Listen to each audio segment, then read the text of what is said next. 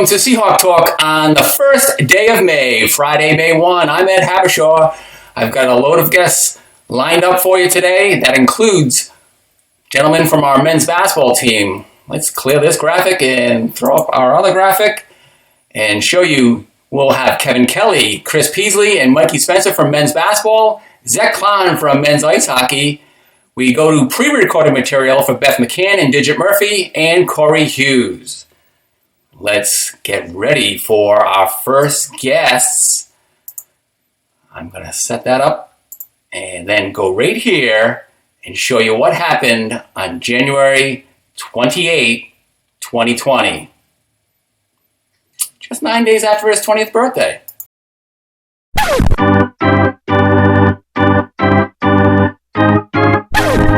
Spencer up the wing. He'll shoot a three and drill it. They're going to call that a two. Kelly, here come the Seahawks. Nice find to Spencer on the break. Flushes it home for two. Spencer gets an open look. Bang! Spencer Mikey deep. Spencer will take another three and drills it. Mikey Spencer with a hot hand early on.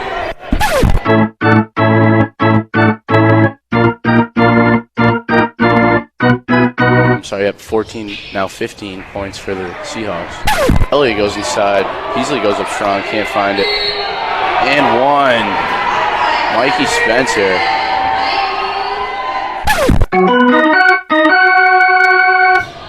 Spencer, quick three from the corner, splash.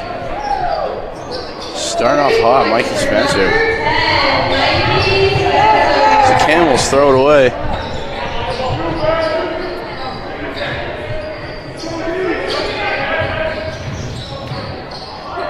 Spencer, pull up Jay, nails it. Mikey Spencer continuing where he left off with 5 quick ones.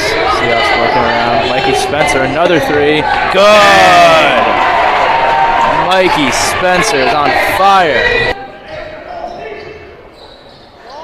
Benjamin thought about it, gives to Spencer. His three is good! Bang! Mikey Spencer just can't miss. Rebound. Mikey pulling up from the parking lot. Bang! Mikey Spencer! Way downtown. Spencer open for three. Got it. Mikey Spencer. Kick out back to Spencer. From three is good. Mikey Spencer. Smiling from ear to ear as he should be. 8th three-pointer, giving him 38 points. Spencer three. Got it! And one from behind the arc to give him 40 points for the game. Still a little under 4 minutes to go. 9 of 15 from three. Make that 41 now. Collins. Kelly up to Spencer. He puts it in for the easy two. Make it 43 for Spencer. Why not? Not bad. We condensed a 40-minute game into just under 3 minutes to showcase a record-setting performance by none other than Mikey Spencer, who joins us on this segment of Seahawk Talk, along with teammates Kevin Kelly and Chris Peasley. How are you, gentlemen? Pretty good. Good. Good to have you. We've got Plainfield, Connecticut, Abington, Massachusetts, and Valhalla, New York in the house. Gentlemen, bringing you back to January 28th. Talk about what it was like witnessing that and being a part of it for Mikey's record-breaking performance. I mean, well, for me, like playing the game, going through it all, you don't really like keep track of points, but towards the end, once we like started figuring out like, wow, Mikey's actually been going off this game, and then towards the end when you find out that he actually broke the record, it's nuts. Like he actually did it, so it was a good feeling. So loved it for him. Yeah, for me, it was pretty cool to see. The crowd was really into that game, so we kind of fed off the crowd. And whenever he was open, found him. He basically just hit every shot he took. So it was pretty cool to see. Yeah, like our team, we try to find like any advantage we can every game, and just happened to be that game. My teammates were finding me for open shots, and saw a few go in. Started feeling pretty good. Just happened to be that was one of the advantages that night. And every night we try to find something different. Always a different person. Always something we can do better than the other team. Yeah, got a lot of assists for your teammates in that game too, as well. Both Kevin Kelly and Andrew Bronstein racked up perhaps close to double digits on both. We're showing packages right now that Andrew Pizzelli put together from photos that have been shot throughout the season. Some of our photographers include Rob McGinnis and even some students, some of your classmates, George Corrigan. And over the last 24 hours, I was on Instagram and I found some images posted by George Corrigan that are related to basketball, in the sense that he's back home. I don't think he's too far from where Kevin Kelly lives. He's back home in the New York City area, and he showcased what's happening out on the playgrounds, and that rims are being removed. Gentlemen, is that happening in your area as well? Down Plainfield, I mean, we haven't really had the rims removed yet, but there is like a tight ban on playing at the parks. I mean, it's almost summertime, and I can tell you every day there would be games down there, but now you go by and it's just a ghost town. So I haven't seen the rims taken down yet, and I don't want to, but it's just wild to see that they're actually doing it. Yeah. And I've seen a lot of rims near me that have been like blocked off by like these wooden bars and stuff. I've been like going around trying to check out different parks and stuff because summertime's coming up, and me and my friends usually spend a lot of time there during the summer. Yeah, same with us down in Westchester. Pretty much anywhere you go, any park you go to, it's pretty much just a backboard with no rim on it. It's tough, but... Well, you know what it brings to mind, and I've had this conversation with Andrew Pizzelli, and I think I've seen it in an email from him. He really enjoys shooting on the Rogers Recreation Center floor, just like you gentlemen do. And at noontime, he's part of a noontime hoops gathering with staff members from all different departments around our campus. And he lives in Narragansett, Rhode Island, and there's a hoop not too far from him that was also either blocked from using, or the rim was removed, so he can't shoot. But what he can do is use his imagination. And with that imagination, he has the most unbelievable shooting percentage. It's almost perfect. I'm going to guarantee that it's perfect. So you guys can do the same, which wouldn't be a far stretch because you guys had an outstanding year this year as a team and individually, ranking 15th in the nation in Division III for field goal shooting percentage. Talk about what went into that for each of you. Well, I mean, we spent a lot of time working on shooting during practice and pre-practice. I mean, anytime we were working on our jumpers and whatnot. So, I mean, just to be able to break that record actually, or at least get top 15 is wild to me. Yeah, it seemed like consecutive games were happening on your schedule where I was writing the line, hey, Sal Regina set a single game field goal shooting percentage record as a program. It just kept improving and improving. And I don't know if that has anything to do with NCAA Live Stats, a new application that we use, but congrats to you guys. Thank you. Appreciate it. And it's definitely good to see hard work paying off. Yeah, our coach really emphasizes taking like really high percentage shots and stuff. And you see kids on our team, like we'll do pre-practice, we'll get a lot of shots up there, and you'll see a lot of kids staying after practice, coming back to the gym later in the day, even during the season. You are correct, Mikey. I do see that a lot, which is the nice thing about working at Rogers Recreation Center. We get to see the work being put in, and I'm going to say it's a lot of fun too. Oh yeah, for sure. One of the shots that I saw go in for you guys this year, I'm going to actually play the clip. It's from your Gordon College game. And it's something that I hadn't seen in my 28 years of being in sports information or being around college athletics.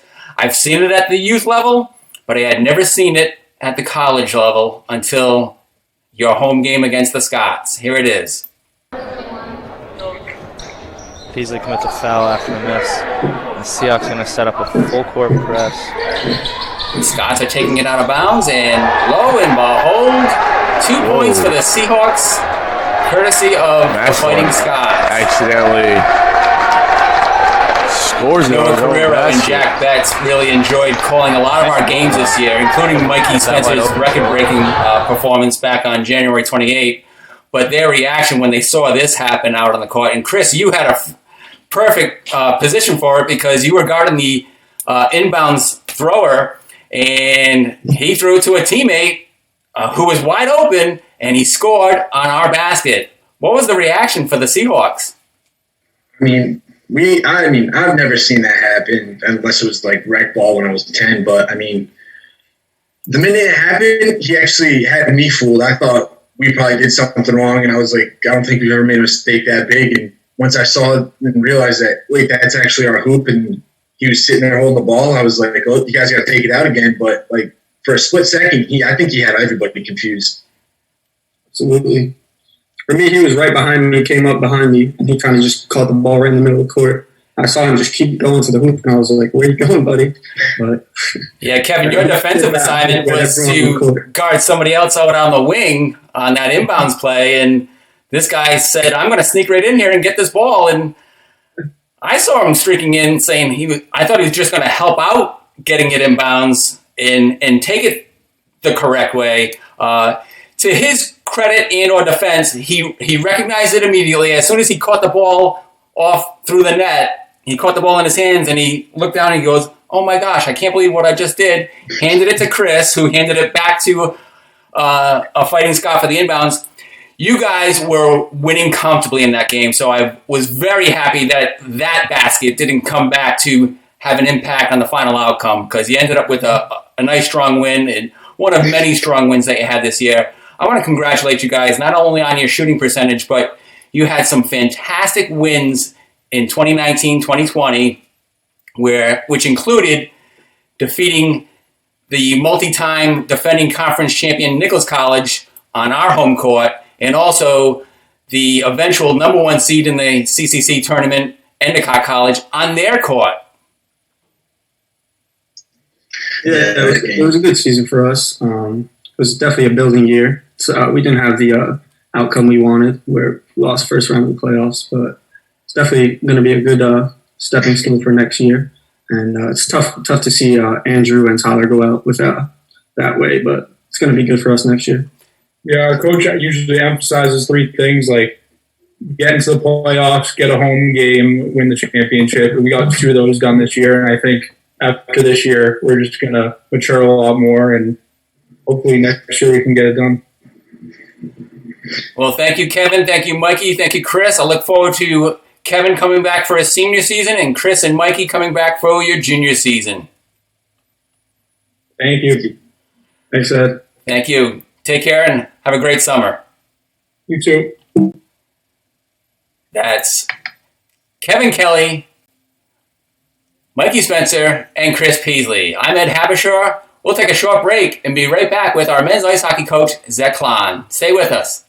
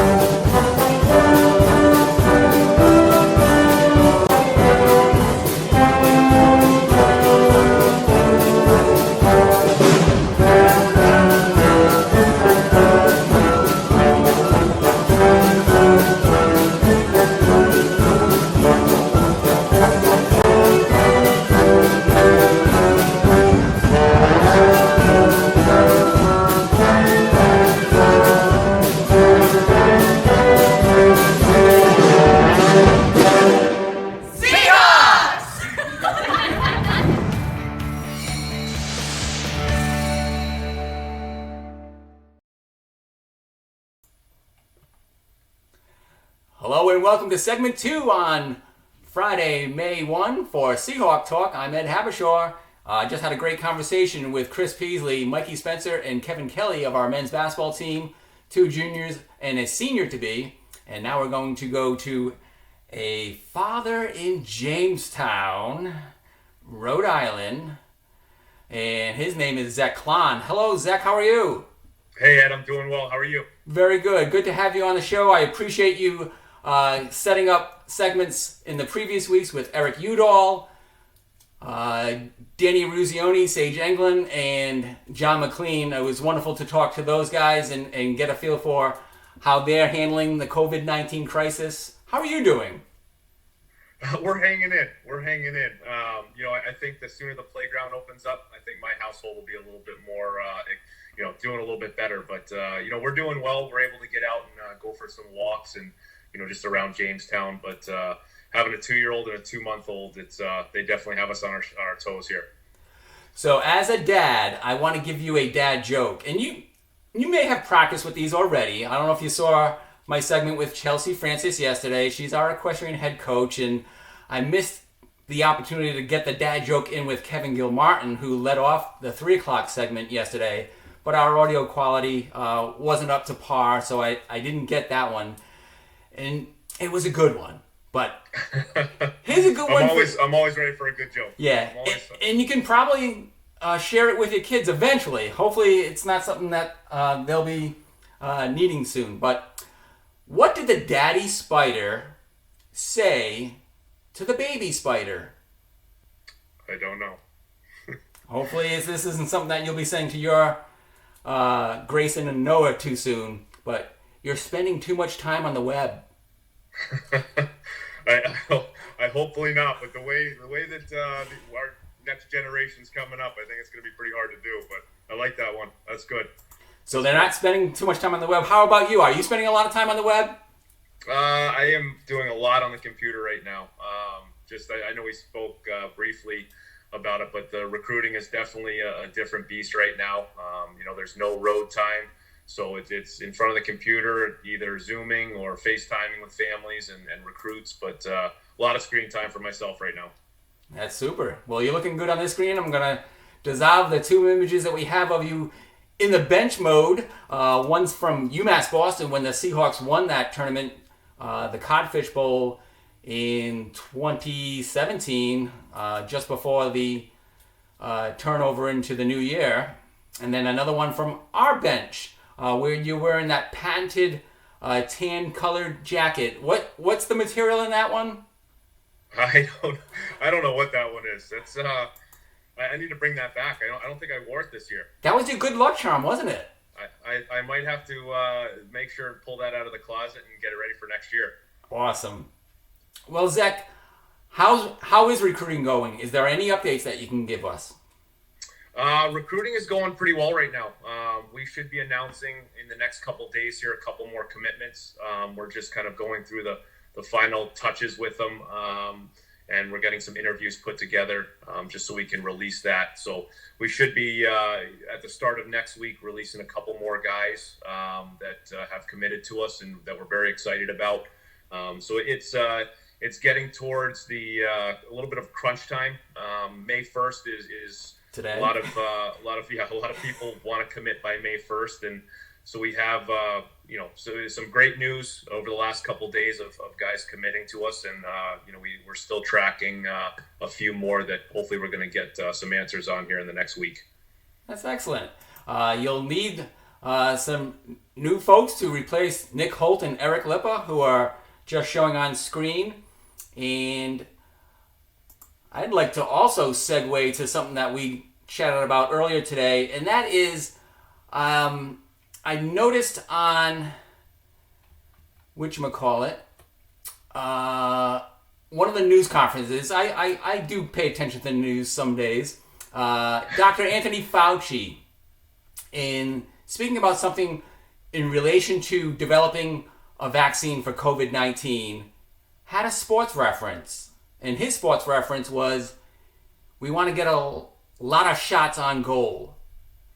And I thought that was pretty cool how a lot of people use sports references to describe common everyday things, and you can relate to that sports reference because you certainly want to get a lot of shots on goal in your sport. Absolutely. No, it's I love when you hear references like that you can tie into what you do. So for us it is we say it before every game. We want that. We call it Mission 20. It's that first team to hit 20 shots in a game, and then we build off of that. So for us, it's trying to create as much offense by throwing the puck on net, and that good things happen when you're able to be successful in that Mission 20, and you find a lot more success when you're not playing with that puck along the walls and you're getting the puck to the net and being able to dig for it. Yeah, I'm showing on screen right now. Knocked it out of the park is number one all time. Game of inches. Lost the step. So many. The ball is in their court. Slam dunk. We're using these not just in sports, but elsewhere. Ice water in their veins. Do you want your athletes to have ice water in their veins? I think to a certain extent. To a certain extent you do.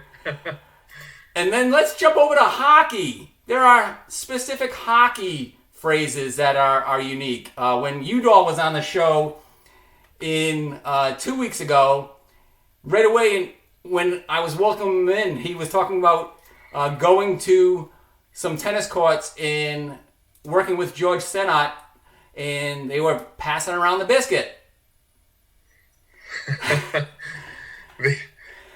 That's a term that's used a lot.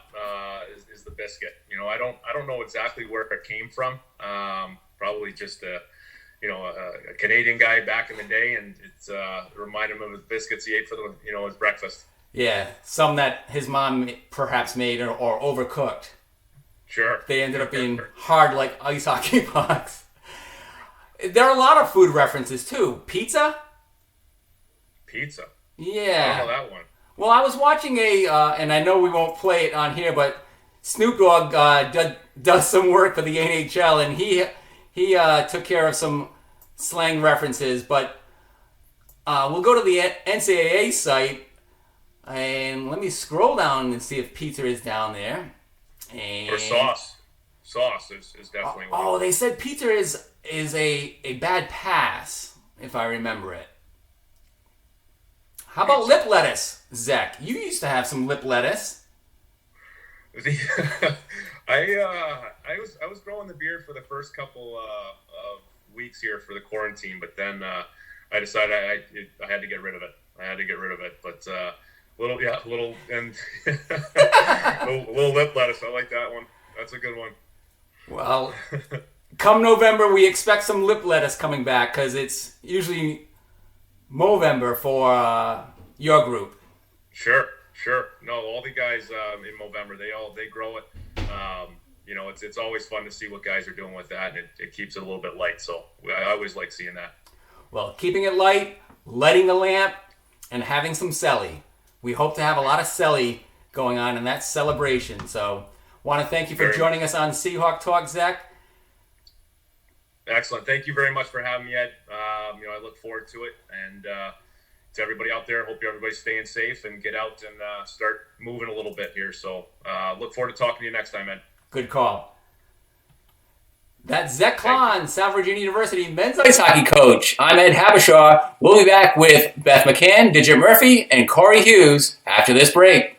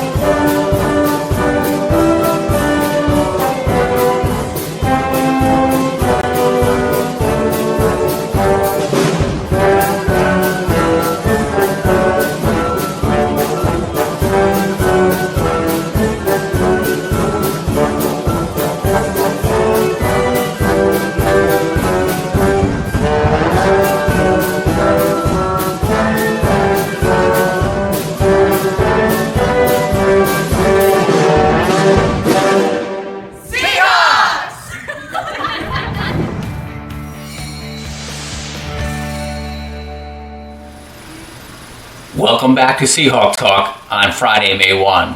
The rest of our program has been pre-recorded, and I want to thank our guests, Beth McCann, Digit Murphy, and Corey Hughes, for taking the time on Thursday evening to record their segments. Enjoy our conversations with these pioneers, as I enjoy a conversation in another Zoom meeting with my family, 7 siblings and our father. Thank you. I'll just say hello, Digit, and hello, Beth. How do you guys know each other, first of all? I don't know the background. We met when we were 10, and we actually started the first girls hockey team in Rhode Island. Because back then, girls could not even try out with boys. If we knew what we knew today, it would be a different story for us, but probably different paths. But it just seems our birth year is always pioneering for women's ice hockey, and Digit's always been on the helm of that and trailblazing through it. And it's the reason our daughters have a place to play now, and even at the collegiate level, at the Olympic level, now even the pros, which is just awesome. So we go way back, went to school together, childhood friends, I'd call it. And, stuck through thick and thin. And actually our first graduating class from the Rhode Island Panthers that we played on, I think there were 8 kids that went to Division I for a scholarship. So Digit went to Cornell, I went to Northeastern. We had 2, Sissy Bogosian and Mary Beth Hannon, go to PC. We had Alicia Curran go to Colby, and Brenda Fecto went to Brown. Linda Duva, Lisa, what's her name? Sylvia from the east side. Lisa Bishop, Lisa Sylvia. There was a lot of great hockey in Rhode Island back then. Still is, but we were the originals. The way that we met, like she said, we definitely have been growing the game since we were, even the single digits, 9, 10 years old. We played on the Cranston Panthers, which was started by Jackie Bogosian, a woman, which is very cool, right? Because we actually had a leader that was a coach that was female right when we got there. Also, Barbara Butler, who was another woman that was very much in charge. So, we come from a long line of women trailblazers themselves, which is why it's so easy for us now to transition into these roles. Did you both start coaching around the same time? No. Well, I started in 1987 at Brown. So, I don't know, Beth, when did you start? I don't even know. I started coaching at the collegiate level at URI, started that program in 1999. So but always helped out with the youth league because I have 3 daughters, that kind of thing, but stepped into the collegiate role in 1999. And I was at URI for 15 years, and now Salve going on 6. So Deja was at Brown, the longest coach at Brown. Yep. Is that right? 23 years? A long time. Yeah, like 23, I don't know, like 87 to 2011, like do the math. But, the important thing was to be there in order to, again, lead and role model for the coaches now. So like Kara Morey, who just won the ECAC championships at Princeton, like she played for us. Cassie Turner, who's now at Quinnipiac, played for Brown. You have Jody McKenna, who's out at Wesleyan, and just like a host of other females that I've been lucky enough to be mentoring, whether it's being a coach or whether it's doing the USA hockey mentoring, that there's other women that they can look to. So, and even the pro level, being one of the only females has always been kind of my style, and what the heck, let's bring it on. Let's grow more and have some fun with it. From the website Digit Murphy Athletics, right away I found the only 6 words parents need to say to their kids about sports or any performance. So I followed that link, clicked on it, and then within seconds I tweeted out, "I love to watch you play." That's it. Talk about that.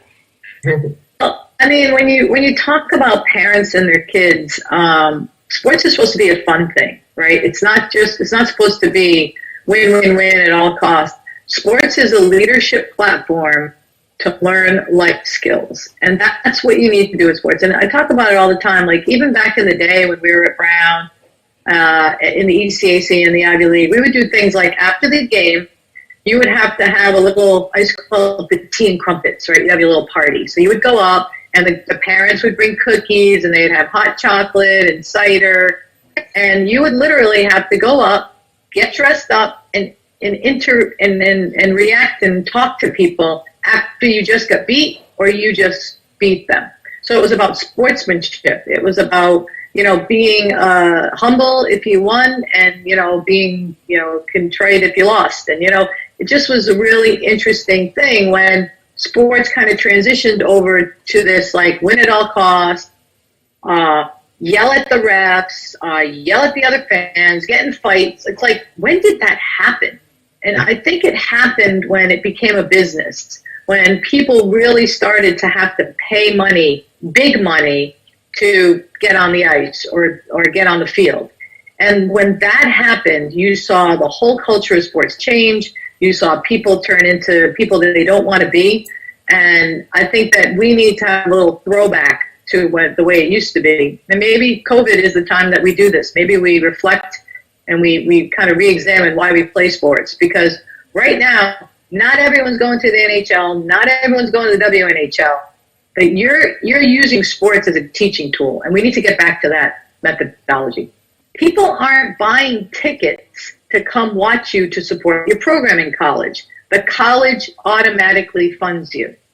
Now, when you go to a capitalistic economy and you have to sell a business model, no one gives you money. It doesn't fall out of the sky. You have to earn it. You have to get it out there. You have to sell tickets. You have to sell merchandise. You have to sell sponsorships. You need to get on TV. So if you just start to do the math, you're going to understand why women's sports can't sustain in the present model, which is why we have a lot of work to do if we're going to get there. Money will not fall from the sky. Men's sports is not just going to take you over because we think they will, okay? We need to create our own model, stand on our own 2 feet, pull up our bootstraps, and be pioneers now in the professional world. And that's what we're going to do in Toronto.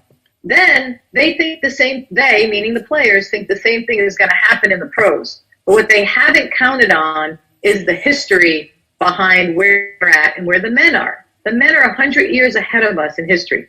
I was on a committee with Phil Esposito. He was part of the Team China thing.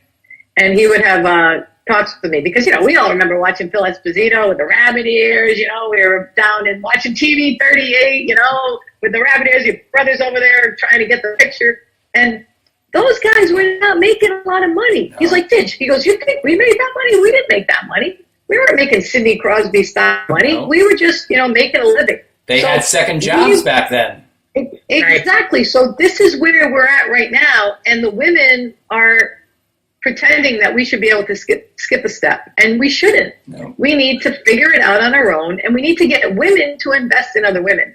And it can look a little different than men's sports. That's what people don't get. It doesn't have gambling associated with it. And these high priced tickets or beer and concessions all the time. I mean, it can just look different.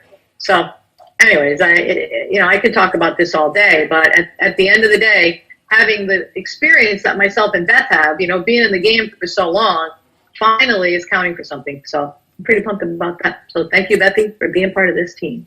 Well, Coach McCann, let me ask you how this can relate to the Division III athletes that you work with on a regular basis in what they can envision professionally, perhaps, if not as a player, but certainly administration-wise in the sport. Well, I think there's a great opportunity for anyone, and actually there are some really good D3 players that have been considered for the pro teams because they do have an open tryout. So, there are some standout athletes where they could aspire to that, but getting involved and keeping yourself in the game, that's what happens. One thing about women, too, like if you get married or you have a partner and you have a child, it kind of sets you back a couple of years. And that's kind of what happened to me in that. I had a set of twins in 92, and they had the first tryout for the national team for women, which I was invited to, and I just had twins, so there was no way I was doing that. Athletes are a lot different now and have a lot more support and the strength and conditioning that we didn't have back then either.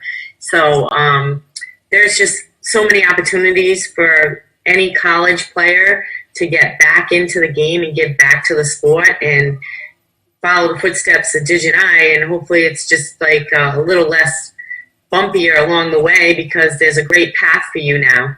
So I think anyone that plays the game can inspire to get back involved at the coaching level, whether it be an assistant coach at D3 or a club.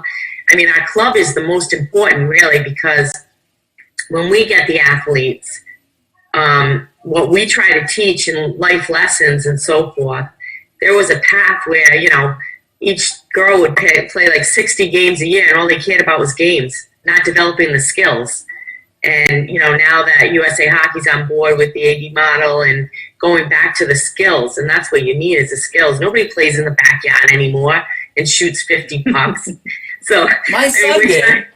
We're trying to get those kids back to that. So what I think is great is if we can get these girls, like my former players, which I have about, I think 7 or 8 right now, coaching high school, which is the most impressionable age to get them ready and groomed to be at that college level. Creating the mindset, creating the skills, perfecting things.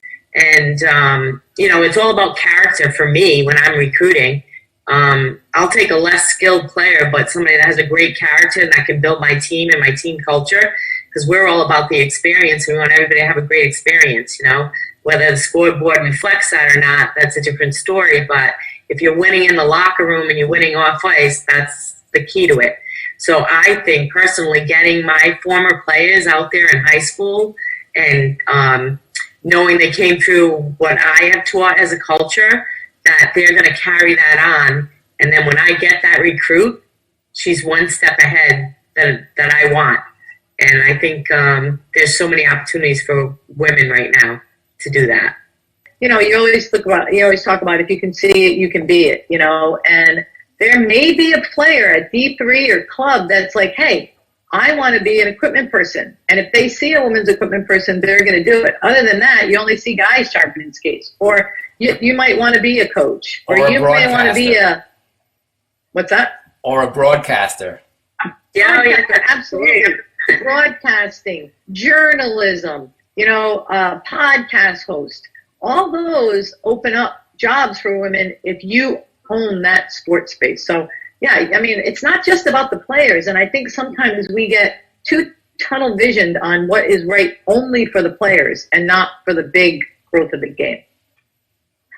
So hopefully people will not only say, I love to watch you play, but I love to watch you work as well. We're about empowerment and we're about education. Nowhere in that model did you hear win at all costs, be disrespectful to people. This is about respecting people, respecting the game, and, respecting the planet. So that's what we're doing. We'll see where we go from there.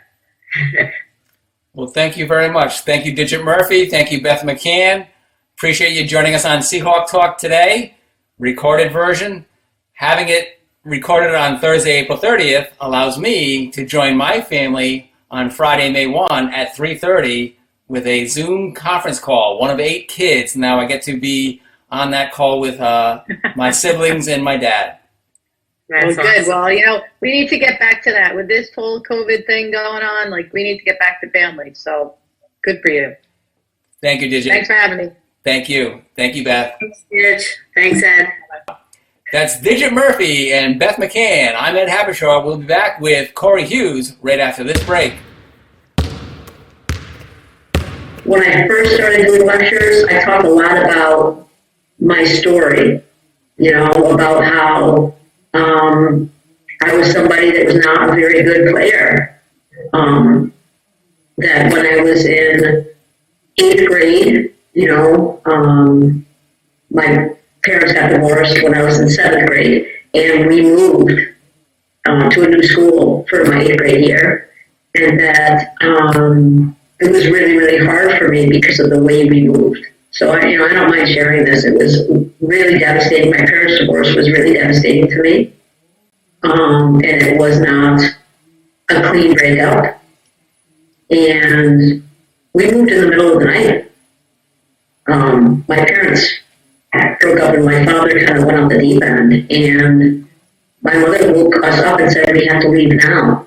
And we took what we could take then, and I never went back. I never said goodbye to my friends. I left a lot of things behind, including my drum set. We talked about how the drum set was something I wasn't able to bring with me. And my brother and my sister that are younger than me, my brother, who is 3 years younger than me, and my sister who passed away, who's 4 years younger than me, who, as you know, just recently passed away. We slept on the floor of an apartment by ourselves. And my mother went back to the house, so my father wouldn't know that we weren't there. I mean, he wasn't living there at the time, but he was kind of hanging around. Long story short, I was angry about moving. It was not a pleasant situation. And the one thing that I did that kept me happy was I played basketball. And I just would go by myself to the school. And that whole summer, I would just practice by myself.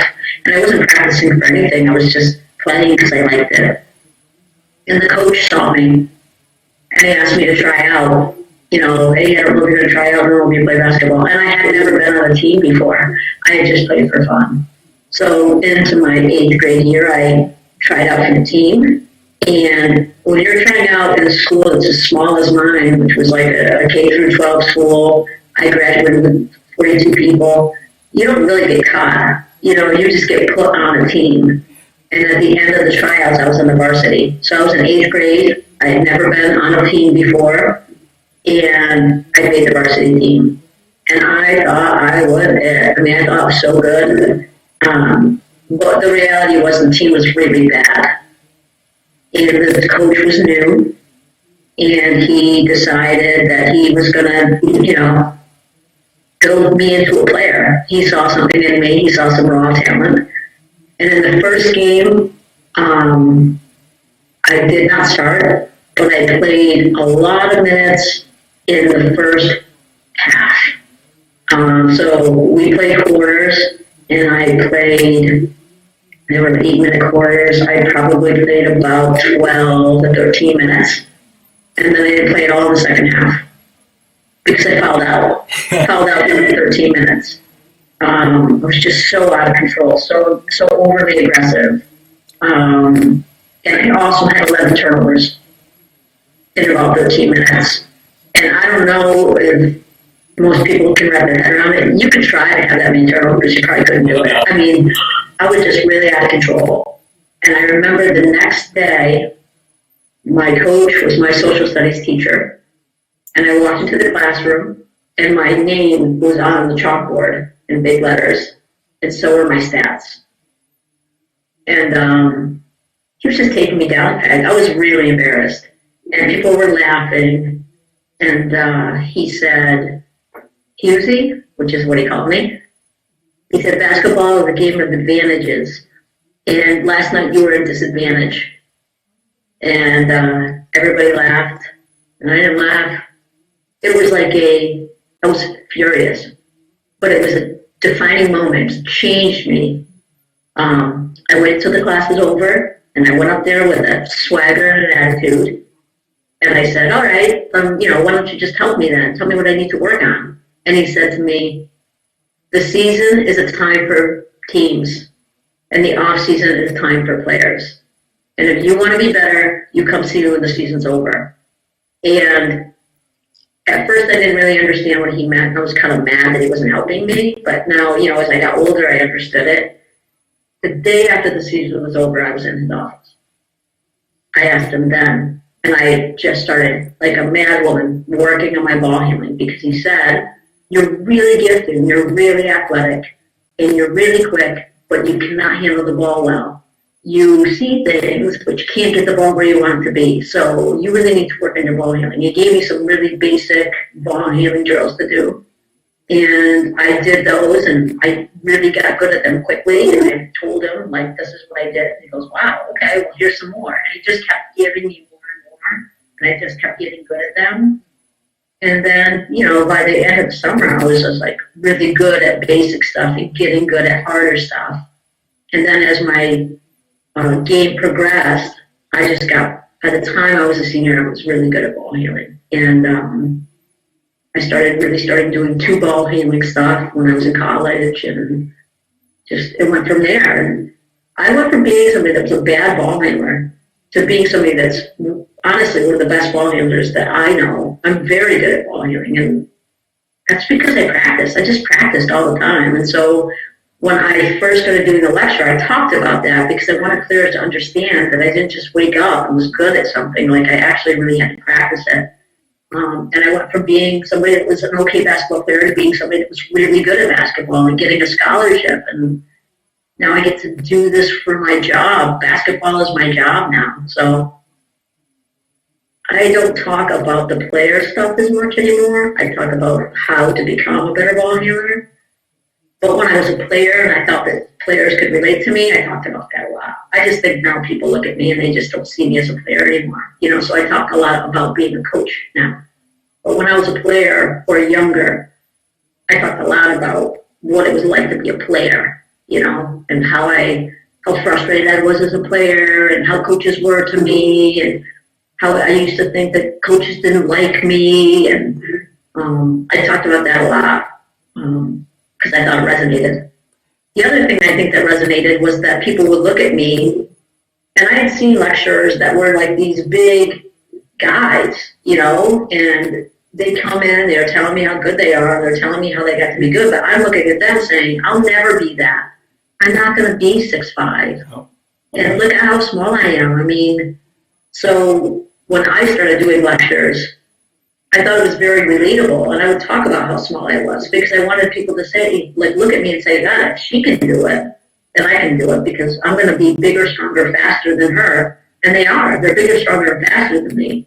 The difference was that I worked and worked and worked. And are you going to? Are you going to work and work and work?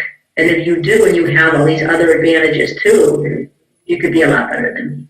So that was kind of my spiel. And then I would just do the ball handling and their mouths would drop, because I don't have any problem saying what I'm bad at or what I'm good at, and I'm a very good ball handler.